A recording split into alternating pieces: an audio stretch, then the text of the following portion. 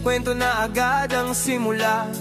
Ilaw ng kalsada gabay sa bawat biyahe, para sa lahat ng rider at manonood, makinig lang.